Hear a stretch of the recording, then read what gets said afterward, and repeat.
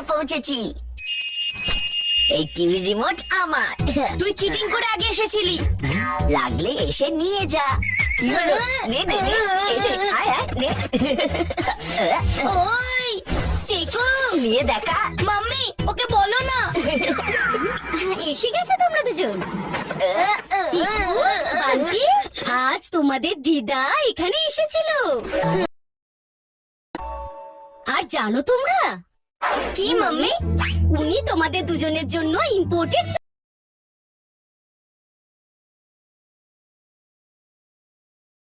যে চকলেটের কাছে আগে পৌঁছাবে সবচেয়ে বড় সে তারই।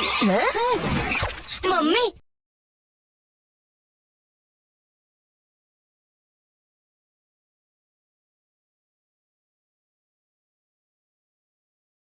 আমার শেয়ারটা দিয়ে দাও, নইলে এই চিকু চচ্চড়ি প্রতিবারের মতো এবার আমার শেয়ারটা নিয়ে নেবে।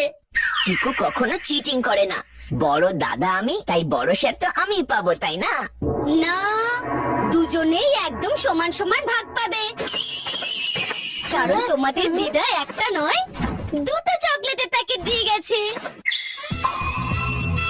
একটা চিকুর আর আরেকটা বান্টির।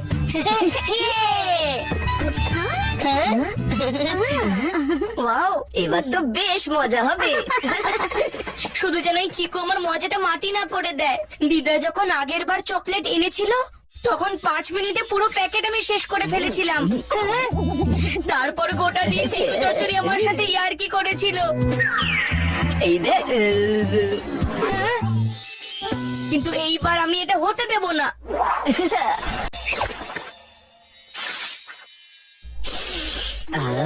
এইটা তো খুবই স্পেশাল চকলেট। এইটার কোকো একদম সেই আফ্রিকা থেকে এসেছে।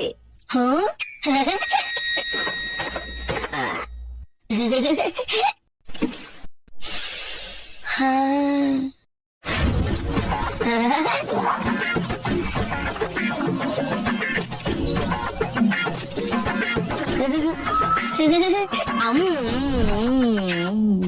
আর কি কি লেখা আছে ওখানে? এটা খেলেই মুখের ভেতর একটা টেস্টের বম ফেটে যাবে। আর এই চকলেট আপনাকে স্বর্গরাজ্যে নিয়ে চলে যাবে।